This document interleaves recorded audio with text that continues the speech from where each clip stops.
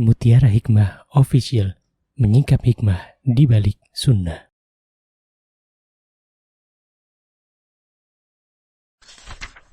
Salurkan donasi terbaik Anda untuk mendukung dakwah Mutiara Hikmah Official. Mau haji yang gak pakai antri? Daftar sekarang, insya Allah 2024 berangkat. Gratis keberangkatan umroh sebelum haji. Dibersamai oleh Ustadz Hanan Yasir dan juga Ustazah Imro'atul Azizah. Buruan daftar sekarang juga, sebelum harga naik.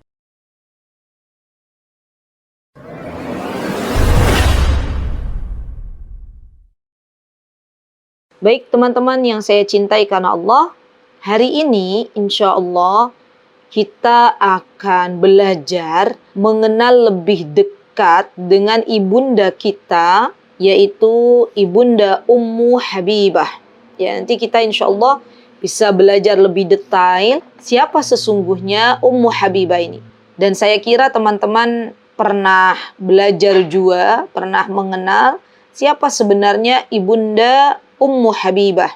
Ya, baik, sahabatku yang saya cintai karena Allah, Ummu Habibah. Beliau terkenal dengan nama Ummu Habibah atau nama beliau adalah Ramlah binti Abu Sufyan. Ramlah binti Abu Sufyan itu adalah putri dari Abu Sufyan bin Harb bin Umayyah bin Abdus Syam bin Abdi Manaf al-Umayyah. Teman-teman, coba kalau teman-teman tahu silsilah Nabi kita Muhammad SAW, maka akan berjumpa dengan Abdu Manaf. Ya, jadi Abu Sufyan, ayahnya beliau bernama Harb, ya. Kemudian nanti ada Umayyah, ada Abdus Syam, dan ketemunya nanti dengan Rasulullah SAW di Abdi Manaf. Subhanallah. Jadi beliau secara tidak langsung, kalau ditarik garis nasab, maka akan berjumpa dengan silsilah Rasulullah SAW. Dan kita tahu ibunda beliau, ibunda Ummu Habibah adalah Sofiyah binti Abil As bin Umayyah. Jadi ibunya Ummu Habibah yaitu Sofiyah, ini adalah bibi dari Utsman bin Affan radhiyallahu an. Nah, subhanallah ya teman-teman. Jadi Ummu Habibah ini adalah putri orang-orang yang mulia. Dilihat dari Abu Sufyan, kalau teman-teman belajar lagi siapa Abu Sufyan, Abu Sufyan ini termasuk ya seorang yang luar biasa disegani oleh orang-orang musyrikin kala itu. Subhanallah. Di beliau terkenal pemimpinnya orang-orang Quraisy kala itu di Mekah, ya Abu Sufyan bin Harb. Dan ibunya Sofiyah binti Abil As juga seorang yang mulia. Subhanallah. Ya, keturunan dari, kalau ditarik garis nasabnya nanti akan berjumpa dengan nasabnya Utsman bin Affan. Dan beliau, Abu Sufyan ya akhwat, beliau memiliki beberapa istri, ya. Jadi bukan hanya ibunya Ummu Habibah, istrinya beliau ada beberapa istri, ya. Ada Sofiyah binti Abil As, yaitu ibunya Ummu Habibah. Beliau juga akhirnya Allah karuniakan dua anak, ya, yaitu Ramlah. Ramlah ini nama aslinya Ummu Habibah. Jadi nama aslinya beliau itu Ramlah. Kemudian yang kedua adalah Umaymah. Ya, Umaymah. Dan ini dari istri yang pertama, Sofiyah binti Abil As. Kemudian istri yang kedua dari Abu Sufyan ya akhwat adalah Zainab bin Naufal. Ya, karunia anak satu yaitu Yazid. Nanti anak-anaknya, putra-putrinya Abu Sufyan itu semua jadi orang. Masya Allah. Kemudian nanti ada istrinya Abu Sufyan itu Hind binti Utbah. Teman-teman, perlu kita ketahui Hind ini juga seorang sahabiyah, akhirnya masuk Islam. Dan subhanallah beliau juga punya anak, ya subhanallah, dari pernikahannya dengan Abu Sufyan. Di antaranya ada Handalah. Pernah dengar Handalah? Handalah adalah seorang sahabi yang terbunuh dalam pertempuran perang Badr. Ada Muawiyah, ada Utbah, ada Juwairiyah, ada Ummul Hakam. Di ini anak-anaknya Hind binti Utbah. Ya, dan Hind ini istrinya Abu Sufyan. Baik, subhanallah ya akhwat. Jadi ternyata subhanallah istri-istri Abu Sufyan juga adalah wanita-wanita yang mulia. Dan ini kita tahu bahwa ternyata Abu Sufyan kalau milih istri itu bukan sembarang wanita. Laki-laki yang baik, ya ketika memilih istri, maka dia harus benar-benar memikirkan bebet, bobot, bibitnya. Karena kelak istri tersebut akan menjadi ibu bagi anak-anaknya. Subhanallah. Ya, di luar biasa. Ayahnya Ummu Habibah atau ayahnya Romlah ini ketika memilih ibu untuk anak-anaknya, ia sudah memilihnya dengan istri-istri yang baik menurut Abu Sufyan binti Harb. Ya subhanallah, baik. Kemudian ya akhwat, Ummu Habibah atau nama beliau adalah Romlah. Beliau dilahirkan 25 tahun sebelum hijrah. Sebelum hijrahnya Nabi kita Muhammad sallallahu alaihi wasallam. Kalau Ummu Habibah ini dilahirkan 25 tahun sebelum hijrah Nabi kita Muhammad sallallahu alaihi wasallam dan wafat pada tahun 44 Hijriah, artinya Ummu Habibah usianya berapa? Yuk, boleh ditulis. 25 tahun sebelum Hijriah atau sebelum hijrah Nabi kita Muhammad SAW, Ummu Habibah lahir. Dan 44 tahun Hijriah dihitung setelah Rasulullah SAW berhijrah ke kota Madinah, maka 4 tahun 44 Ummu Habibah meninggal dunia. Ini bagaimana jawabannya? Ada dua, 69 tahun, 68 tahun. Mana yang benar? 15 tahun lebih muda, insyaallah. Baik, jadi yang benar yang mana ya akhwat? 69 atau 68? Coba yang ahli matematika. Silakan tulis. Ya 25 berarti kan 25 sebelum Hijriah, tambah aja 44 ditambah 25 ya. Ya 69 berarti ya. Baik. Subhanallah, beliau berusia 69 tahun. Ya subhanallah. Dan ketika beliau wafat pada tahun 44 Hijriah, teman-teman, artinya beliau menjanda cukup lama loh. Kita tahu bahwa Rasulullah SAW itu meninggal pada tahun 11 Hijriah. Nah, 11 Hijriah Rasulullah meninggal, Ummu Habibah menjanda. Dan Allah Azza wa Jalla baru mewafatkan beliau di tahun ke-44 Hijriah. Berarti beliau menjanda dalam kurun waktu kurang lebih 33 tahun. Subhanallah. Dan kita tahu ya akhwat, Ummahatul Mukminin, ibunda kita semuanya, ibunda orang-orang beriman, ketika beliau ketika para Ummahatul Mukminin ditinggal wafat oleh Rasulullah SAW, mereka itu benar-benar dalam keadaan bisa menjaga dirinya. Ya subhanallah. Mereka menyibukkan waktu untuk beribadah kepada Allah Subhanahu wa taala. Mereka menjadi wanita-wanita terbaik sampai Allah wafatkan para ibunda kita semuanya. Dan ini PR untuk para janda di zaman sekarang. Saya miris ya ketika melihat ada beberapa kasus ya di mana para janda yang diuji oleh Allah Subhanahu wa taala ditinggal wafat oleh suaminya atau mungkin bercerai dengan suaminya, kemudian belum bisa menjaga dirinya. Ya, maka zaman sekarang itu ada kasus di mana janda merebut suami orang gitu ya. Padahal seharusnya seorang janda itu dia harus bisa menjaga dirinya. Siapa yang menjadi contoh bagi para janda? Isinya Rasulullah SAW. Coba lihat, Ummu Habibah menjanda selama 33 tahun. Dan masih banyak lagi para istri Rasulullah SAW yang ditinggal wafat oleh beliau. Dan mereka berada dalam keadaan menjaga dirinya, ya, beribadah kepada Allah Subhanahu wa taala. Baik. Nah, kita kembali kepada Ummu Habibah. Jadi Ummu Habibah ini adalah kunyah yang disematkan oleh para penduduk kala itu kepada Ummu Habibah karena Ummu Habibah memiliki seorang anak yang bernama Habibah. Jadi yang namanya Ummu Abu itu biasanya teman-teman panggilan untuk kunyah.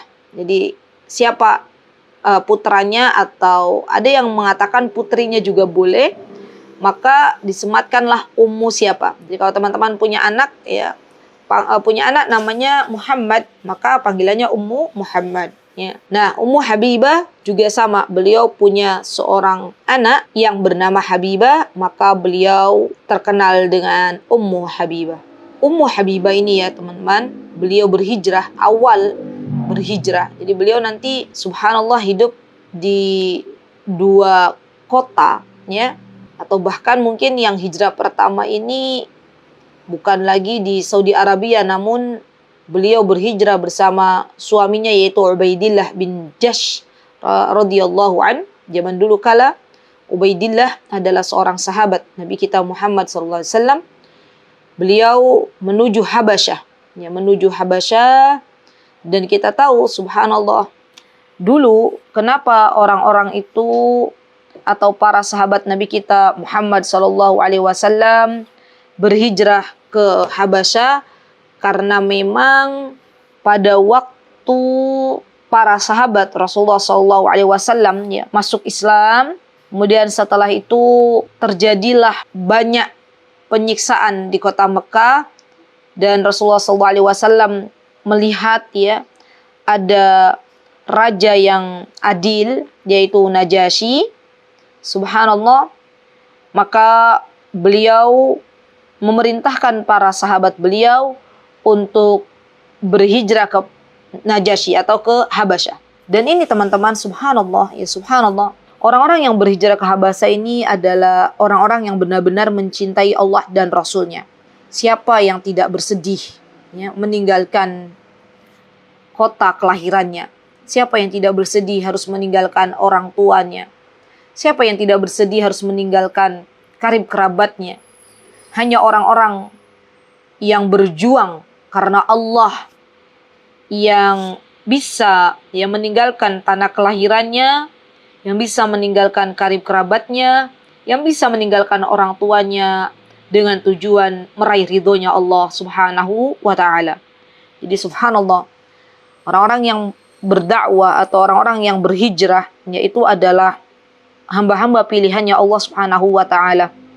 Dan subhanallah kala itu ya akhwat, kalau kita lihat sejarah, maka kita akan temui bahwa ketika para sahabat berhijrah ke Habasyah, subhanallah mereka harus berjuang berhari-hari di atas kapal ya, karena mereka itu menggunakan bukan daratan tapi mereka memakai kapal ya, subhanallah. Dan kita tahu yang namanya kapal itu terkadang tidak senyaman ketika seseorang naik dengan pesawat udara ya, masya Allah. Dan subhanallah ya akhwat, benar-benar orang-orang yang berhijrah ke Habasyah kala itu adalah orang-orang yang benar-benar taat kepada Rasulullah SAW. Ya, kita tahu bahwa Habasyah itu bukan negeri yang enak untuk ditinggali ya. Dan kita tahu bahwa Habasyah adalah sebuah tempat di mana kaum muslimin kala itu menapaki untuk pertama kalinya berhijrah, subhanallah.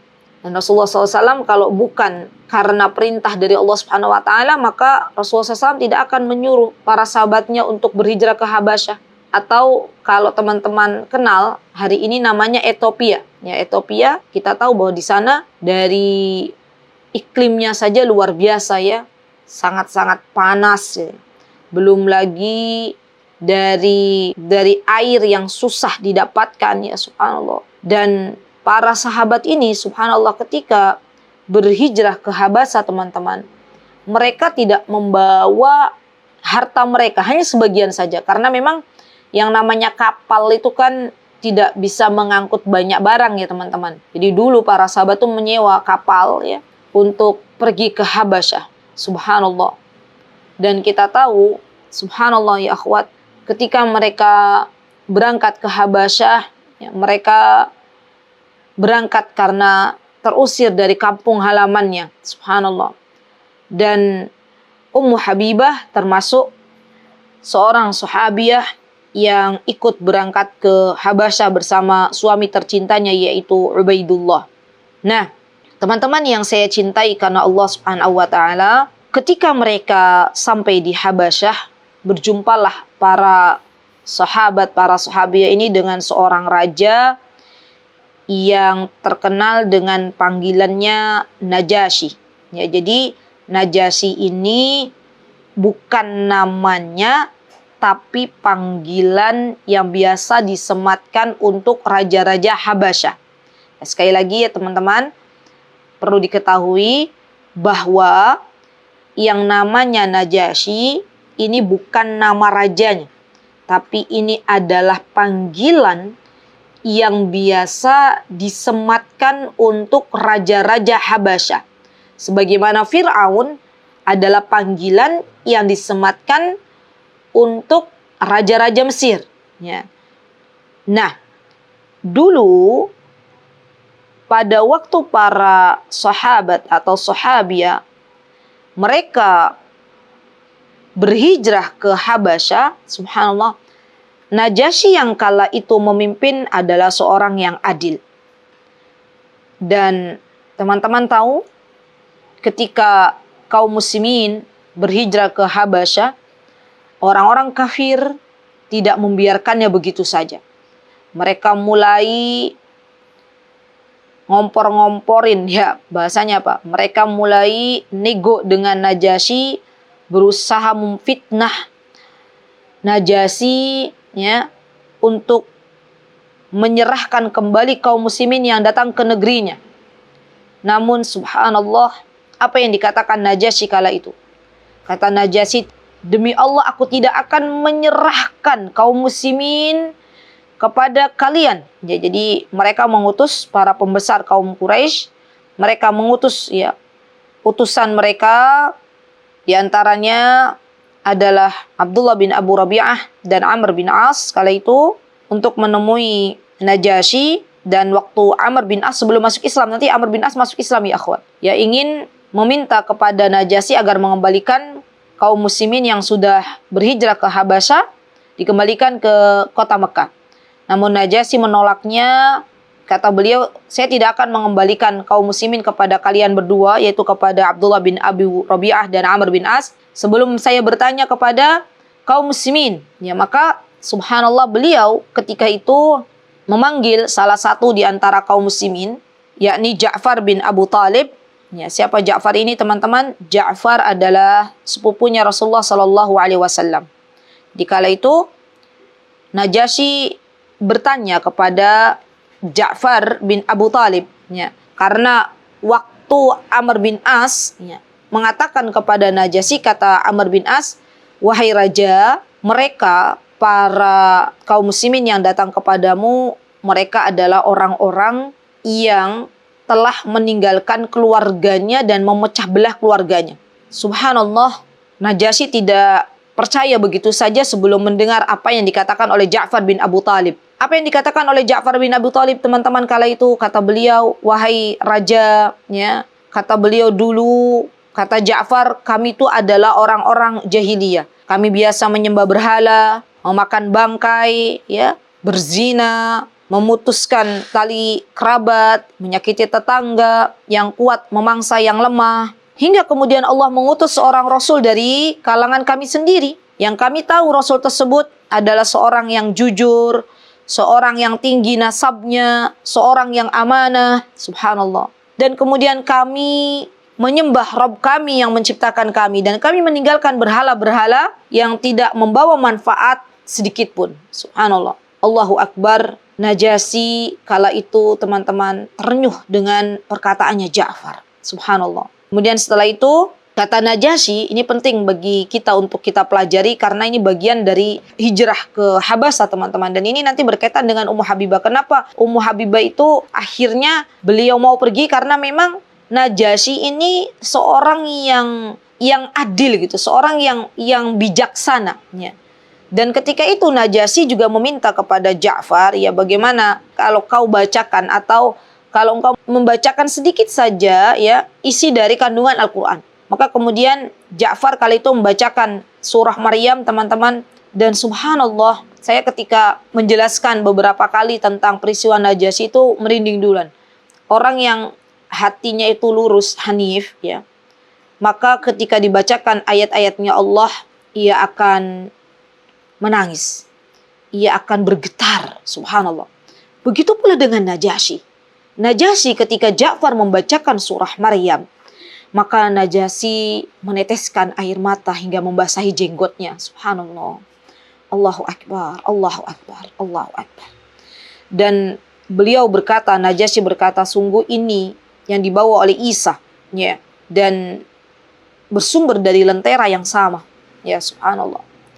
Maka kemudian Najasyi tahu apa sebenarnya Islam itu sendiri dan siapa sebenarnya Rasulullah SAW. Maka kemudian Najasyi berkata kepada kedua utusan orang-orang Quraisy dengan mengatakan, demi Allah saya tidak menyerahkan kaum muslimin kepada kalian.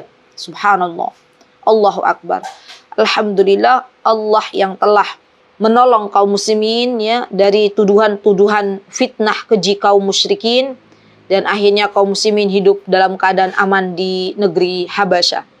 Nah, Ummu Habibah teman-teman, beliau kala itu hidup dengan suami tercinta beliau yaitu Ubaidullah bin Jahash, ya. Dan subhanallah, para ulama ada yang berbeda-beda pendapat dalam hal apakah Ubaidullah dalam keadaan tetap Islam atau Ubaidullah murtad. Ini ada dua kondisi, ya akhwat, dua pendapat yang diutarakan oleh para ulama, ya.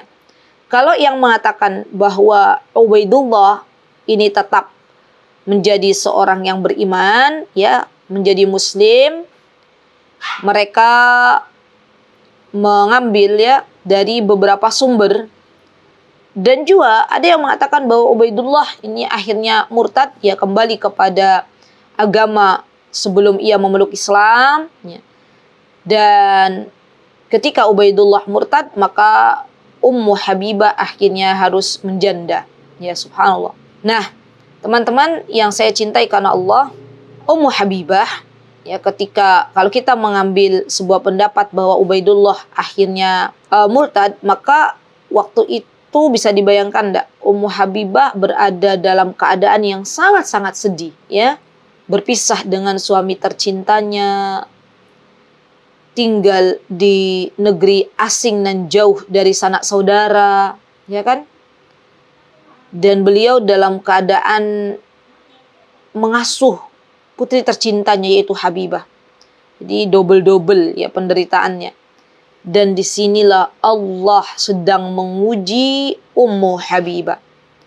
Ketahuilah wahai saudariku, bahwa kita itu hidup pasti akan diuji oleh Allah Subhanahu wa taala. Namun ujian kita berbeda-beda. Kalau Ummu Habibah, ya, diuji oleh Allah Subhanahu wa taala untuk sementara waktu harus hidup sendirian hanya dengan anaknya, ya, subhanallah, di negeri yang sangat jauh dari sanak keluarga, maka saya yakin ada di antara kita yang diuji oleh Allah Subhanahu wa taala dengan berbagai macam ujian. Ada yang diuji dengan anaknya, ada yang diuji dengan suaminya, ada yang diuji dengan orang tuanya, ada yang diuji dengan tetangganya. Semua ini adalah ujian. Dan kita tahu ketika Allah Azza wa Jalla menguji hamba-hambanya, maka sesungguhnya Allah ingin mengetahui siapa yang terbaik di antara mereka. Subhanallah. Dan ini teman-teman harus kita sadari betul. Sehingga apapun yang Allah berikan dari berbagai macam ujian, maka kita siap untuk menghadapinya. Selagi kita di dunia pasti akan diuji oleh Allah Subhanahu wa taala, dan setiap ujiannya berbeda-beda, tidak sama satu sama lain, ya. Tidak sama satu sama lain. Subhanallah. Allahu Akbar, Allahu Akbar. Dan yang namanya ujian tuh bukan hanya kebaikan.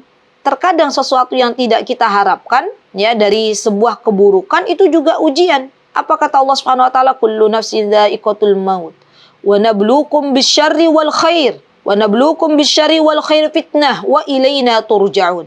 Kata Allah SWT, tiap-tiap yang berjiwa itu akan merasakan mati. Dan kami akan menguji kalian dengan keburukan dan kebaikan sebagai cobaan yang sebenar-benarnya. Dan hanya kepada kamilah kalian dikembalikan. Subhanallah. Allahu Akbar. Dan ternyata teman-teman, yang namanya ujian itu ada tujuannya. Apa kata Allah SWT? وَلَنَبْلُوَنَّكُمْ حَتَّى نَعْلَمَ الْمُجَاهِدِينَ مِنْكُمْ وَالصَّابِرِينَ وَنَبْلُوَ أَخْبَارَكُمْ.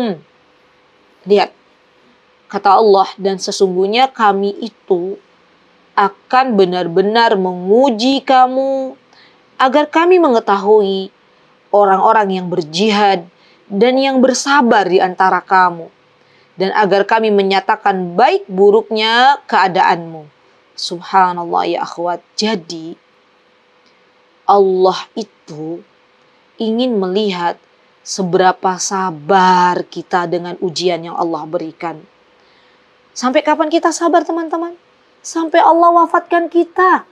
Bisa jadi 2 menit lagi, bisa jadi setengah jam lagi, bisa jadi 1/4 menit lagi. Kalau kita bersabar dengan ujian yang Allah berikan, maka pasti Allah akan berikan hadiah terbaik. Begitu pula ketika Ummu Habibah sabar di dalam menghadapi ujian. Dan ujiannya Ummu Habibah itu luar biasa ya teman-teman. Ya tadi saya memberitahukan bahwa ujiannya Ummu Habibah itu luar biasa kan ya. Hidup di negeri nan jauh gitu ya dari sanak keluarga, hidup harus menjanda karena berpisah dengan suaminya. Ia pun menjadi tulang punggung untuk mencari sesuap nasi ya untuk anaknya. Subhanallah. Namun beliau bersabar. Subhanallah. Namun beliau bersabar. Ya beliau tetap menjadi hamba Allah yang terbaik. Beliau tetap ya menjaga dirinya, dan akhirnya kabar gembira dari Allah Subhanahu wa taala pun datang. Dan inilah balasan bagi orang-orang yang bersabar. Subhanallah. Allahu Akbar, Allahu Akbar, Allahu Akbar. Subhanallah. Ketika Ummu Habibah teman-teman, ya beliau bersabar dengan ujian yang Allah berikan. Maka ketika itu pada suatu hari datang kabar gembira ya, yang dibawa oleh budak perempuan Najasyi ya, yang bernama kala itu Abraha. Jadi Abraha itu adalah nama yang bisa dipakai untuk kaum laki-laki, juga bisa dipakai untuk kaum wanita. Sama ya, misalnya di kita ada nama Wahyu. Wahyu itu kan ada Mas Wahyu, ada Mbak Wahyu. Iya enggak? Ya. Sama dulu Abraha juga. Abraha nama yang kita pernah dengar ya, salah satunya adalah raja yang berasal dari Yaman yang kala itu ingin merobohkan Ka'bah dengan pasukan gajah yang dibawanya itu kan laki-laki. Nah, sedangkan hari ini kita belajar bahwa ada Abraha yang mana dia adalah seorang budak perempuan milik Najasyi. Ya. Nah, Abraha ini diutus oleh Najasyi, diperintahkan oleh Najasyi untuk membawa kabar gembira bagi Ummu Habibah. Kata Abraha kepada Ummu Habibah, kata beliau, wahai Ummu Habibah, raja berpesan kepadamu bahwa Rasulullah SAW telah menulis surat kepada raja untuk menikahkan ya beliau dengan dirimu. Subhanallah. Maka subhanallah, kata Abraha berkata kepada Ummu Habibah, maka dari itu raja ingin engkau menunjuk ya siapa yang akan menjadi wakil ya untuk menikahkanmu. Subhanallah ya akhwat. Ummu Habibah akhirnya mengirim Khalid bin Sa'id bin Al-As untuk mewakilkan dirinya ya menikah dengan Nabi kita Muhammad sallallahu alaihi wasallam. Subhanallah. Dan kita perlu ketahui teman-teman bahwa apa yang terjadi pada kehidupan Rasulullah SAW itu ada teladan bagi kita semuanya. Ada hikmahnya. Jadi kalau dulu Rasulullah SAW pernah menikah jarak jauh, ya sebenarnya Allah ya ingin memberitahukan kepada kita bahwa kelak ada tuh hamba-hambanya, umatnya Rasulullah SAW yang menikah juga dari jauh. Ya, dulu saya masih ingat betul waktu kami masih belajar di Yaman, ada salah satu kawan kami yang menikah dengan seorang perempuan, seorang akhwat yang tinggal di Indonesia melalui by phone, melalui telepon. Ya, subhanallah. Dan ini diperbolehkan. Ya, di para ulama memperbolehkan menikah jarak jauh karena ini sudah pernah dilakukan oleh Nabi kita Muhammad SAW bersama ibunda tercinta, ibunda kita semuanya Ummu Habibah. Ya subhanallah. Jadi teman-teman, kalau suatu hari teman-teman ada yang melamar misalnya ya, calonnya itu ada di Madinah sedang belajar misalnya, teman-teman ada di Indonesia, maka tidak perlu khawatir. Boleh menikah dari jarak jauh ya. Ayah kita menjadi wali bagi kita dan ya calon suaminya ada di Madinah misalnya ya. Subhanallah teman-teman. Dan subhanallah ketika Rasulullah SAW itu setelah menikah tidak langsung bisa berjumpa dengan Ummu Habibah. Artinya Rasulullah SAW itu pernah hidup dalam keadaan apa tuh namanya? LDM ya. Apa LDM singkatannya? Coba saya pengen lihat teman-teman. Apa LDM itu? Long. Jadi Rasulullah tuh pernah hidup LDM, long distance marriage. Oh iya, Masya Allah. Bukan LDR. Kalau LDR itu apa LDR? LDR apa? Ini ada yang nulis Ummu Hanif. LDR. LDR apa teman-teman? Yang betul itu LDM. Ya. Jadi jarak jauh. Oh, long distance relation. Ya, oke. LDR. Ini ada ya. Jadi bukan LDR. Yang benar itu, kalau LDR itu kan belum menikah ya. Yang benar adalah LDM. Jadi Rasulullah SAW tuh pernah hidup LDM dengan istri beliau. Subhanallah. Dan ini menjadi pelajaran untuk kita. Karena Allah Azza wa Jalla tahu bakal ada tuh dari hambanya yang kelak nanti hidup LDM dengan pasangan hidupnya. Subhanallah. Dan ini sudah Allah berikan dulu kepada Rasulullah SAW. Rasulullah tuh sudah ini dulu ya, sudah merasakan bagaimana sih hidup LDM dengan istrinya. Subhanallah. Dan Rasulullah juga sudah pernah merasakan bagaimana ditinggal oleh ayahanda tercintanya dalam keadaan beliau menjadi anak yatim. Dan beliau juga pernah merasakan bagaimana ditinggal oleh anak beliau yang masih kecil. Dan beliau juga pernah merasakan bagaimana beliau harus ya menanggung kesedihan ditinggal oleh orang-orang yang dicintainya. Ya, jadi pada tahun disebutkan ada namanya Amul Huzn, itu ketika Rasulullah SAW ditinggal wafat oleh orang yang dicintai oleh beliau, yaitu Abu Talib dan Khadijah binti Khuwailid. Jadi apapun yang kita rasakan saat ini teman-teman, sejatinya sudah pernah dirasakan oleh Nabi kita Muhammad Sallallahu Alaihi Wasallam. Subhanallah. Baik. Nah, kala itu mahar yang diberikan untuk Ummu Habibah ini kurang lebih 400 dinar, teman-teman. 400 dinar. Coba boleh saya dibantu untuk dihitungkan. Kalau 1 dinar dihitung dulu 1 dinar itu bisa membeli 1 ekor domba. Ya. Kalau hari ini ambillah domba yang ada domba itu ada yang 2.600.000, ada yang 3 juta, ada yang 4 juta, macam-macam lah ya. Kita ambil yang pertengahan. Ambil yang 3 juta misalnya. 3 juta dikali 400. Tolong dihitungkan teman-teman. Sama dengan berapa? Jadi maharnya Ummu Habibah itu berapa? 1M. 1,2. 120 juta. Mbak Ita 120 juta. Sepertinya kurang. Oh ya ini alhamdulillah. Sudah ada Mbak Emma Amalia. Ummu Abizar. Oh ya 1,2M teman-teman. 1,2M. Baru mahar loh ya. Belum hadiahnya. Jadi 1,2M itu adalah maharnya Ummu Habibah. Subhanallah. Subhanallah teman-teman. Inilah hadiah dari Allah Subhanahu wa taala bagi para wanita yang sabar. Subhanallah. Allah memberikan suami terbaik ya, yaitu Rasulullah SAW. Allah juga berikan mahar yang luar biasa kepada Ummu Habibah. 1,2M dan belum lagi nanti hadiah yang Allah berikan kepadanya. Subhanallah. Nah, subhanallah teman-teman. Najasyi ya ketika menikahkan Ummu Habibah ya dengan Rasulullah SAW dan yang menjadi wakil dari Ummu Habibah tadi adalah Khalid, maka ketika itu Najasyi berkata, subhanallah. Dan ketika Najasyi ya waktu menikahkan Ummu Habibah dengan Rasulullah SAW, kala itu dihadiri juga oleh beberapa kaum muslimin ya. Di antaranya ada Ja'far bin Abu Talib yang menghadiri akad pernikahan ya. Dan kemudian Najasyi kala itu beliau berkhutbah, teman-teman. Apa kata Najasyi? Kata Najasyi, segala puji bagi Allah. Ada yang mengatakan Najasyi itu sejatinya sudah masuk Islam tapi masih disembunyikan ya.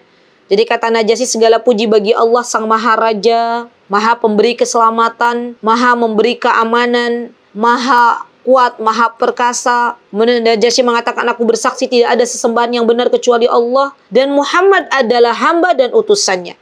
Para ulama dengan ada riwayat ya yang mengatakan demikian, maka para ulama mengatakan bahwa Najasyi itu sebenarnya sudah masuk Islam. Ya. Kemudian Najasyi mengatakan, sesungguhnya Rasulullah SAW menulis surat kepadaku agar menikahkan dengan Ummu Habibah binti Abu Sufyan, dan aku memberikan sebanyak 400 dinar, dan kemudian ya aku serahkan dinar ini kepada Ummu Habibah. Maka kemudian Khalid pun ya berbicara ya, menjawab apa yang diajukan oleh Najasyi. Maka Khalid sebagai perwakilan dari Ummu Habibah mengatakan, segala puji bagi Allah ya, aku memujinya, meminta kepadanya, mohon pertolongan kepadanya. Kata beliau, dan aku terima ya nikahnya Rasulullah SAW ya kepada Ummu Habibah, dan alhamdulillah sah pernikahan Ummu Habibah dengan Rasulullah SAW. Subhanallah teman-teman. Kala itu Najasyi juga mengundang ya kaum muslimin untuk menghadiri walimah pernikahan Ummu Habibah dan Rasulullah SAW. Subhanallah. Dan memberikan hidangan terbaik ya bagi para tamu undangan. Masya Allah, Masya Allah. Subhanallah, Subhanallah. Nah, Ummu Habibah, ya kita kembali kepada Ummu Habibah, beliau ketika diberikan mahar ya kurang lebih 1,2 M, maka ketika itu Ummu Habibah menjadi seorang wanita yang dermawan. Ummu Habibah memberikan sebagian rizki yang Allah berikan kepadanya kepada Abroha. Ya, kepada Abroha. Masih ingat Abroha siapa teman-teman? Abroha itu adalah budak wanitanya Najasyi. Ya, budak wanitanya Najasyi, dan subhanallah beliau memberikan kepada budak wanitanya Najasyi karena beliau yang mengabarkan kepada Ummu Habibah dengan kabar gembira kala itu. Ya subhanallah. Jadi subhanallah, Ummu Habibah itu seorang wanita salihah yang ketika mendapatkan rizki dari Allah maka beliau menginfakkan sebagian hartanya. Masya Allah. Ya, ini perlu kita tiru nih teman-teman. Jadi kita sebagai kaum wanita hendaklah banyak-banyak bersedekah. Ya, ketika Allah berikan kepada kita rizki, maka hendaklah tidak kita ambil semua. Ada sebagian yang kita berikan kepada orang-orang yang berhak. Ya. Termasuk diantaranya Ummu Habibah memberikan kepada Abraha, budak wanita Najasyi. Subhanallah. Nah, ketika itu Raja Najasyi juga memerintahkan kepada para istri-istri beliau, memang istrinya tidak satu ya, tapi lebih dari satu, untuk mengirimkan minyak wangi terbaik. Subhanallah. Minyak wangi terbaik untuk siapa? Untuk Ummu Habibah. Lihat betapa Allah itu cinta dengan orang-orang yang sabar. Subhanallah. Kalau dulu Ummu Habibah ketika beliau diuji oleh Allah menjadi seorang janda, mengurusi anak perempuannya yaitu Habibah, bahasanya boro-boro bisa ngurus diri sendiri gitu loh. Dan ternyata Allah itu maha tahu ya siapa yang bersabar di antara hambanya. Ketika Ummu Habibah lulus ujian dari kesabaran ya untuk menjadi hamba Allah yang terbaik, maka Allah pun menggerakkan hati Najasyi untuk memerintahkan kepada istri-istri beliau mengirimkan wangian terbaik, parfum terbaik. Saya dibayangkan teman-teman, parfum tuh mahal banget loh. Ya, parfum tuh mahal banget. Belum lagi kalau parfumnya tuh asli, bukan KW.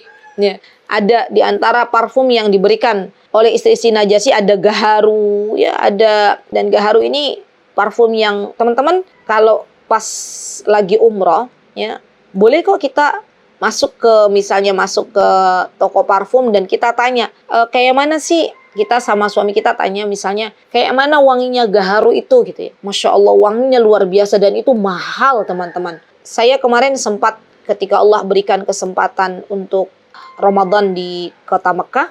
Kala itu saya sempat jalan bareng dengan anak-anak dan suami ke sebuah toko parfum ya. Dan waktu itu saya tanya ke suami, sayangku ini wangi apa ya? Katanya, oh ini gaharu istriku. Terus saya tuh cium tuh, Masya Allah wanginya tuh bener-bener enak banget teman-teman. Dan itu tuh asli gitu loh, bukan KW, bukan. Dan ketika tanya harganya, ternyata harganya luar biasa juga ya, mahal, Masya Allah ya. Bukan cuman jutaan, tapi sudah menembus puluhan juta. Dan ini subhanallah harga minyak wangi. Jadi dulu bisa dibayangkan nggak, Najasyi itu memerintahkan kepada istri-istrinya untuk mengirimkan parfum-parfum terbaik, wewangian terbaik untuk Ummu Habibah. Bahkan bukan cuma satu parfum, tapi beberapa. Subhanallah. Dan subhanallah Ummu Habibah sekali lagi, subhanallah, beliau adalah wanita yang mulia. Ketika sampai kepada beliau ya parfum-parfum yang luar biasa, maka beliau tidak pakai semuanya. Beliau akhirnya nanti parfum-parfum itu sebagian beliau pakai, sebagian beliau hadiahkan untuk Rasulullah Shallallahu Alaihi Wasallam. Subhanallah. Jadi subhanallah, Ummu Habibah ini luar biasa ya teman-teman. Ketika diberikan rizki oleh Allah itu, beliau memikirkan orang lain gitu loh. Beliau paham mana hak saudaranya, mana hak orang lain. Subhanallah. Dan subhanallah teman-teman, di antara kaidah dalam Islam, kalau kita diberi parfum, ada dua benda yang kita tidak boleh menolaknya. Di antaranya kalau kita dikasih hadiah parfum dan kita dikasih hadiah susu, itu tidak boleh ditolak. Ya, kita harus menerimanya. Ya, Masya Allah. Subhanallah teman-teman. Dan salinglah kita memberi hadiah kepada saudara kita, karena di dalam Islam itu disebutkan bahwa hadiah itu akan membawa rasa saling mencintai.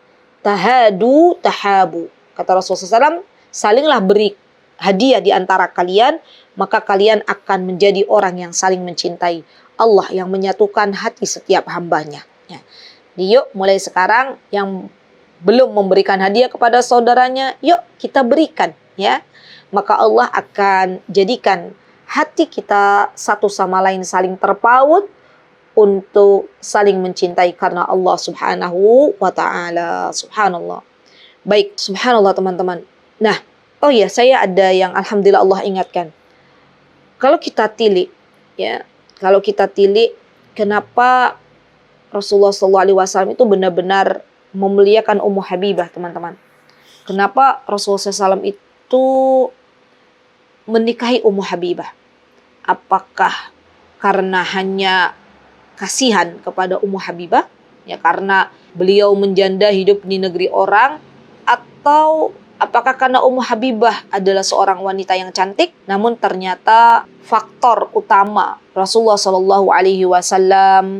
menikahi ibunda kita Ummu Habibah adalah karena Ummu Habibah memiliki seorang ayah yang bernama Abu Sufyan, dan dia kepala suku ya dari orang-orang musyrikin kala itu. Jadi beliau itu ketika menikahi istri-istri beliau, teman-teman, yang beliau pikirkan tuh bukan hanya karena nafsu, bukan, sama sekali bukan. Namun ada yang beliau pikirkan yang lebih dari itu. Di antaranya karena ketika beliau ya menikahi Ummu Habibah, maka beliau ingin mengambil hati ayah tercinta beliau, yaitu Abu Sufyan, Abu Sufyan.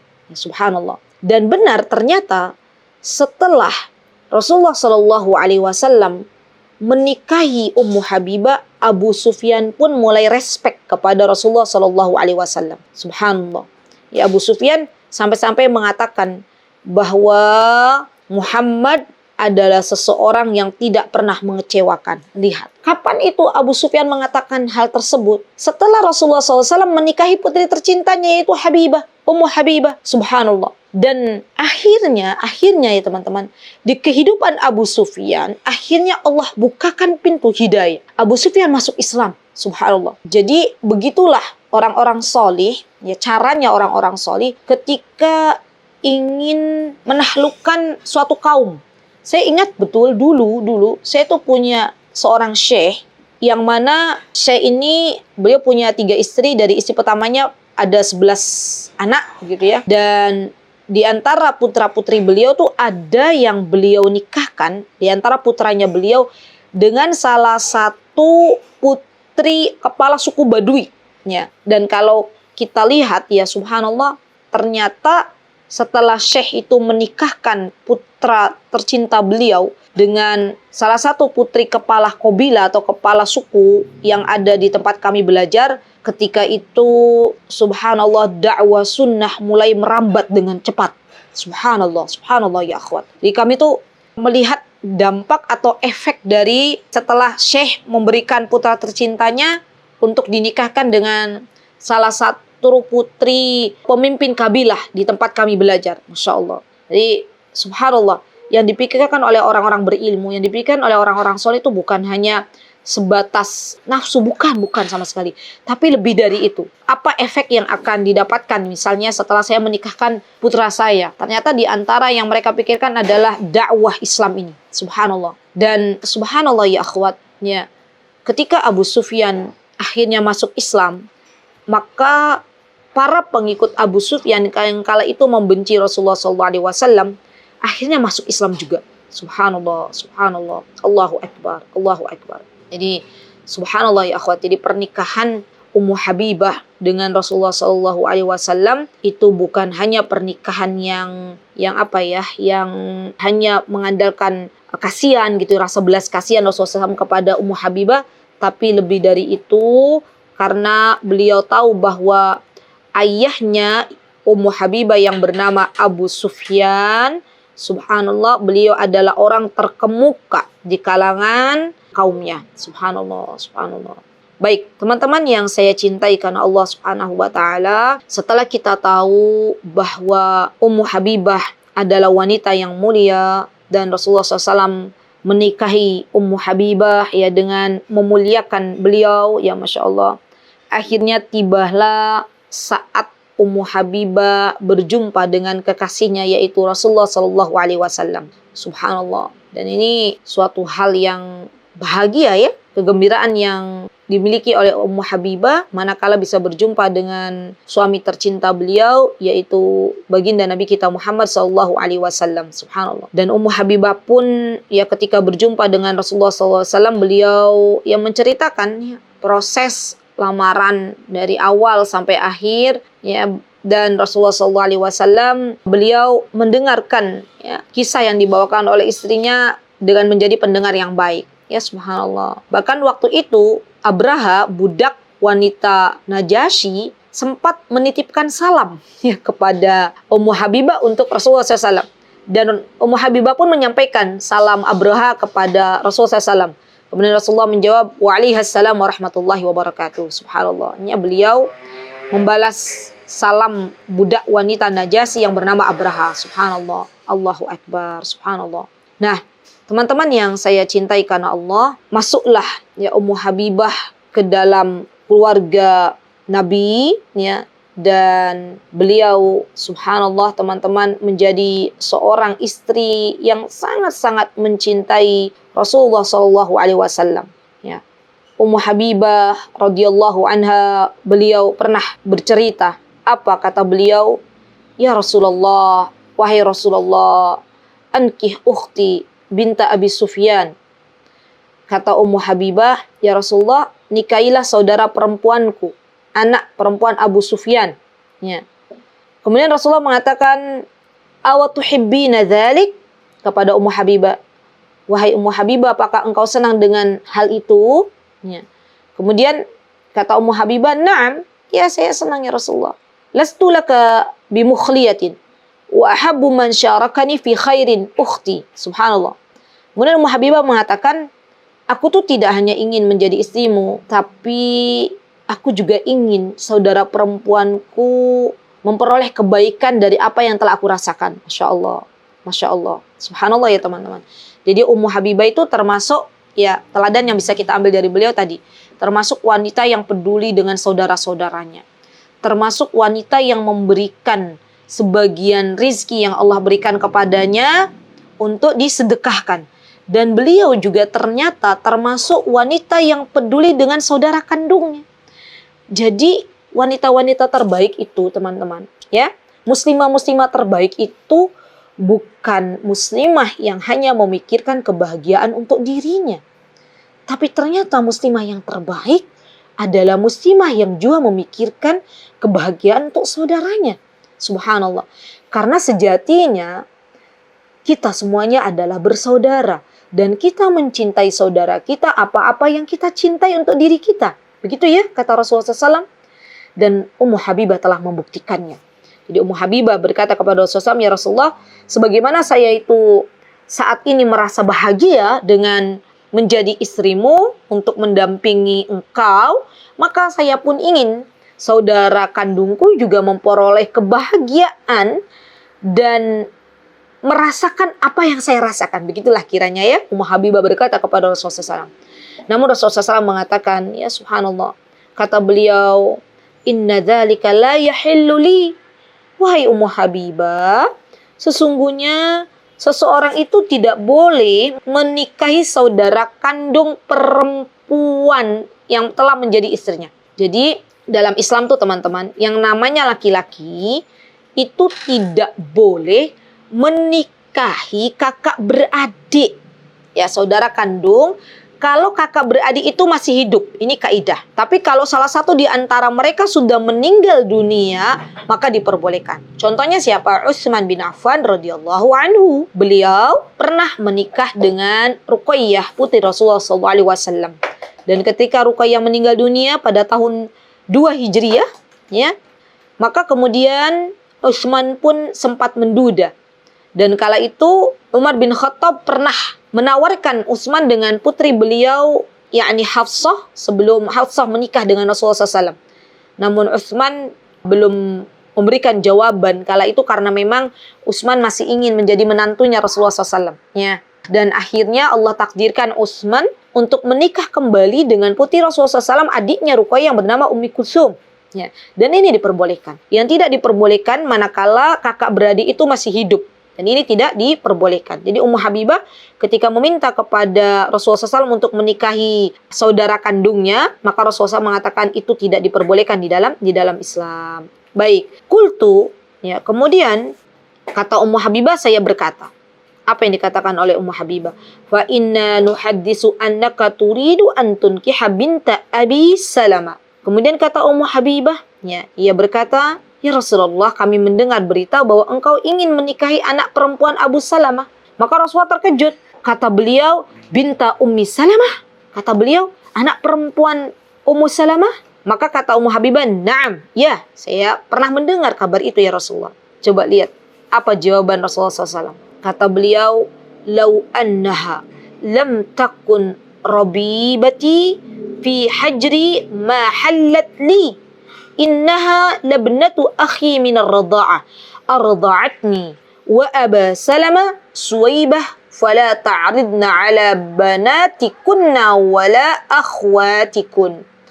Kata Rasulullah SAW, seandainya ia adalah bukan anak anak tiri, ya, maka kata Rasulullah SAW, ya, yang ada dalam asuhanku, ya, seandainya itu adalah bukan anak tiriku, tetap dia tidak halal. Kenapa?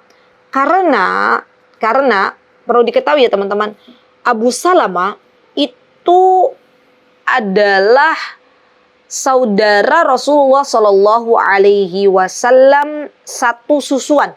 Ya, jadi dulu waktu Rasulullah SAW menyusu kepada ibu susuan beliau yang bernama Suwaibah, Abu Salamah pun sama menyusu kepada Suwaibah.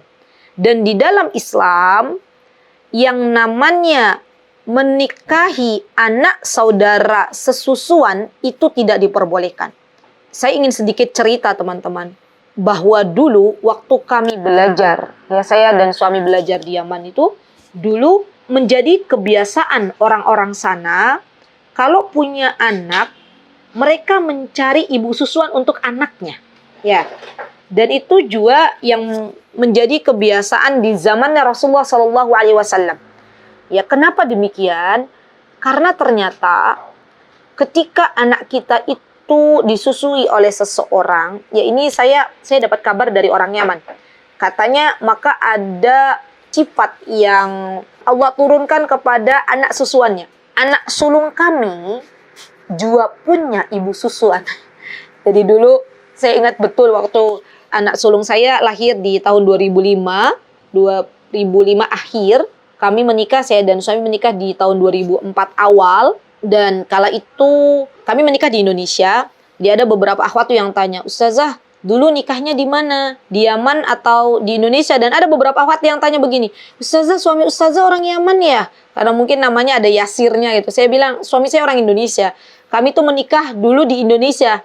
Ya setelah kami menikah, 1 bulan kemudian kami berangkat ke Yaman untuk belajar bareng. Dan Allah kasih di sana, Masya Allah, rezeki anak-anak gitu. Nah dulu teman-teman, waktu 2005 akhir itu, ketika Allah berikan kepada kami rezeki seorang putri, maka tak lama kemudian sahabat saya meminta kepada saya untuk waktu itu ya, untuk kita saling beliau juga punya anak perempuan juga, jadi kita saling menyusui anak-anak kita gitu loh, Masya Allah. Dan alhamdulillah wa syukurillah, akhirnya putri saya punya ibu susuan orang Yaman, dan saya pun punya anak susuan orang Yaman, ya Masya Allah. Dan kalau kita belajar kembali tentang ibu susuan, tentang masalah susuan ini, maka kita akan dapati bahwa sebagaimana seseorang tidak boleh menikahi anak kandungnya atau ponakannya, berarti kan ini ponakan ya, anak dari saudara kan ponakan, maka begitu pula ia tidak boleh menikahi anak saudara susuannya. Jadi anaknya Abu Salamah ini seperti ponakan, ya ponakannya Rasulullah SAW. Maka tidak boleh dinikahi. Dan ini menunjukkan ya akhwat bahwa sejatinya Rasulullah SAW itu mencintai Ummu Habibah, dan Ummu Habibah pun mencintai Rasulullah SAW. Subhanallah, subhanallah, luar biasa ya, subhanallah. Orang-orang yang saling mencintai seseorang itu karena Allah, maka ia tidak memikirkan dirinya, tapi memikirkan saudaranya. Subhanallah. Rasulullah SAW ya, ketika Ummu Habibah menyampaikan beberapa permintaan, beliau tidak lantas menolak, tapi beliau melihat bahwa ini adalah sesuatu yang tidak dihalalkan bagi beliau ya. Dan ini menunjukkan bahwa yang namanya saling mencinta itu bukan karena nafsu, tapi dilihat karena Allah Subhanahu wa Ta'ala. Jadi teman-teman, sedikit saya ingin share bahwa ternyata kehidupan suami istri itu bisa langgeng ya sampai ke surganya Allah Azza wa Jal kalau yang menjadi pondasi adalah saling mencintai karena Allah. Jadi yang namanya suami tidak hanya mencintai istrinya itu karena fisik semata. Begitu pula seorang istri tidak hanya mencintai suaminya karena fisik, bukan. Ya, lihatlah bagaimana Rasulullah SAW yang mencintai Ummu Habibah karena Allah, dan Ummu Habibah pun mencintai Rasulullah SAW karena Allah. Kalau yang namanya suami istri mereka saling mencintai karena fisik, maka ketika mereka sudah menua, kulit mereka sudah keriput, ya kan, sudah tidak ada lagi rasa cinta. Karena memang didasari cintanya bukan karena Allah, tapi karena fisik. Padahal ketika Allah menikahkan sepasang suami istri, itu di antara tujuan utamanya, apa kata Allah Subhanahu wa Ta'ala dalam surat Ar-Rum ayat 21? Kata Allah Subhanahu wa Ta'ala, di antara tanda-tanda kekuasaan Allah adalah Allah menciptakan untuk kalian istri-istri dari jenis kalian sendiri, supaya kalian cenderung dan merasa tentram. Jadi tugas kita sebagai istri adalah memberikan ketenangan kepada suami kita. Dan itu semuanya harus didasari karena Allah Subhanahu wa Ta'ala. Saya pernah mendapatkan curhatan dari seorang istri yang qadarullah, istri tersebut diuji oleh Allah Subhanahu wa Ta'ala dengan suaminya yang belum sesuai harapan. Dan saya katakan kepadanya, ya bersabarlah, karena sabarnya engkau itu karena Allah. Ya, minta kepada Allah agar Allah bukakan pintu hidayah untuk suamimu. Ya, dan subhanallah teman-teman, ketika itu subhanallah, yang curhat itu benar-benar berdoa kepada Allah, benar-benar curhat tuh kepada Allah. Ya Allah, saya mencintai suamiku karena engkau. Apa yang Allah berikan kepada kita tetap syukuri ya, karena itu adalah yang terbaik ya. Termasuk tadi ketika Hamzah datang, maka saya katakan alhamdulillah, alhamdulillah. Baik. Jadi teman-teman, kembali lagi ya, bahwa sebenarnya yang namanya suami istri itu ketika mereka saling mencintai, maka jadikanlah cinta mereka karena Allah Subhanahu wa taala. Siapapun di antara teman-teman yang saat ini diuji oleh Allah Subhanahu wa taala, memiliki suami yang belum sesuai harapan, tetaplah taati suaminya. Tetaplah taati suaminya. Ya, Ustazah, tapi kan dia belum berbuat baik kepada saya. Enak saja kalau saya mentaati suami saya. Tenang teman-teman, kita itu mentaati suami kita dalam rangka cinta kita kepada Allah Subhanahu wa ta'ala. Bukan dalam rangka kita mencintai suami kita karena semata-mata karena bukan. Tapi karena Allah yang memerintahkan kepada kita untuk taat kepada suami kita, selagi suami kita tidak memerintahkan kepada sesuatu yang bertentangan dengan syariat. Subhanallah. Dan ini menjadi bahan renungan untuk kita semuanya ya akhwat. Bersabarlah atas semua ujian, karena sejatinya semua wanita para penghuni surga telah diuji oleh Allah Subhanahu wa ta'ala dengan pasangan hidupnya. Baik. Kemudian teman-teman yang saya cintai karena Allah Subhanahu wa ta'ala, Ummu Habibah juga termasuk wanita yang bukan hanya mencintai Rasulullah SAW karena Allah, namun beliau juga seorang wanita yang benar-benar mentaati Rasulullah SAW. Beliau benar-benar hidupnya tuh harus sama dengan Rasulullah SAW. Apa yang Rasulullah SAW berikan kepada beliau dari sebuah petunjuk, beliau pasti ikut gitu ya. Masya Allah, Masya Allah. Apa buktinya? Buktinya diantaranya ketika Nabi kita Muhammad SAW, beliau pernah bersabda dalam sebuah hadisnya, kata beliau, man shalla isnatai asyara rak'atan fi yaumin wa laylah. Kata Rasulullah, barang siapa yang mengerjakan sholat sunnah atau sholat rawatib qobliyah ba'diyah dalam sehari semalam sebanyak 12 rakaat, buniya lahu bihinna baitun fil jannah, maka ia akan dibangunkan oleh Allah Subhanahu wa taala sebuah rumah di surga. Subhanallah. Ummu Habibah kemudian beliau berkata, kata beliau, sejak saya mendengar Nabi kita Muhammad SAW mengatakan demikian, maka kata Ummu Habibah, saya tidak meninggalkan sholat sunnah 12 rakaat dalam sehari semalam. Subhanallah. Ini menandakan teman-teman bahwa bagaimana Ummu Habibah ini menjadi seorang yang sangat-sangat berittiba dengan Rasulullah SAW. Subhanallah, subhanallah, subhanallah. Bahkan beliau, Ummu Habibah, ketika beliau pernah mendengar Rasulullah SAW melarang seseorang untuk berkabung dengan mayit lebih dari 3 hari, kecuali kepada suaminya, yaitu selama 4 bulan 10 hari yang ditinggal wafat oleh suaminya, karena ini adalah masa iddah. Maka coba kita lihat bagaimana Ummu Habibah.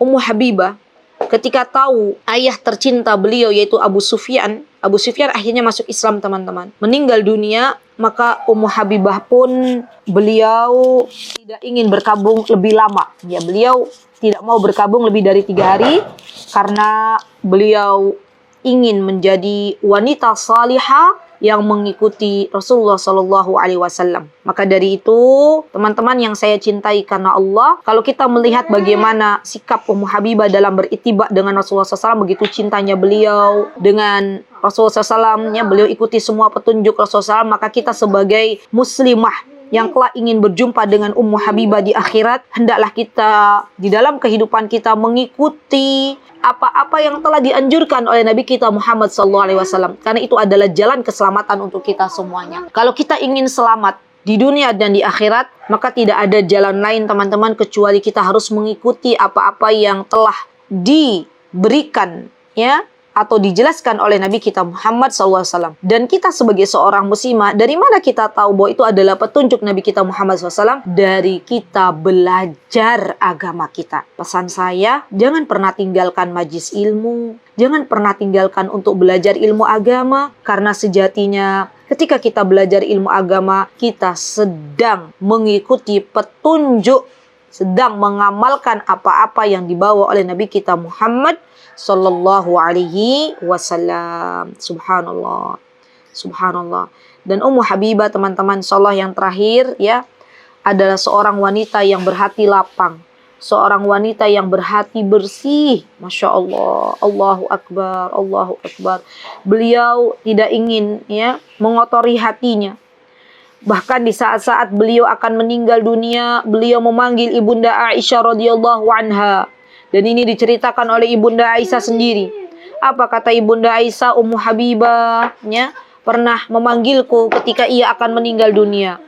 Kemudian Ummu Habibah berkata kepada Ibunda Aisyah, yakni madunya, ya, kata beliau, wahai Aisyah, ya, ketika kita hidup bersama menjadi istri Rasulullah SAW, pasti pernah ada masalah yang terjadi. Dan memang subhanallah teman-teman, yang namanya wanita itu fitrahnya, ya subhanallah. Dan walaupun itu adalah isinya Rasulullah SAW, yang namanya sesama madu tuh pernah terjadi, apa istilahnya, pernah terjadi sesuatu yang tidak diharapkan ya. Kita lihat Ibunda Aisyah pernah cemburu dengan Sofia, Ibunda Aisyah pernah cemburu dengan Khadijah, ya subhanallah. Dan itu fitrah sebagai perempuan ya. Karena dengan cemburu artinya dia cinta kepada suaminya. Maka Ummu Habibah ketika beliau ingin berjumpa dengan Rabbnya, beliau tidak ingin mengotori hatinya. Beliau meminta maaf kepada madu beliau yakni Ibunda Aisyah radhiyallahu anha. Dan ini dikisahkan sendiri oleh Ibunda Aisyah radhiyallahu anha. Subhanallah. Ya kata beliau, saya memohon maaf jikalau ada kesalahannya dan minta dihalalkan. Subhanallah. Dan beliau pun mendoakan untuk Ibunda Aisyah, wahai Aisyah, engkau telah membahagiakanku. Semoga Allah juga berikan kebahagiaan untukmu. Subhanallah, subhanallah. Dan itu bukan hanya dikatakan oleh Ummu Habibah kepada Ibunda Aisyah, beliau juga mengatakan hal demikian kepada madu-madu beliau. Ya di antaranya Ummu Salamah, beliau juga meminta maaf ya kepada Ummu Salamah. Subhanallah. Dan ini menandakan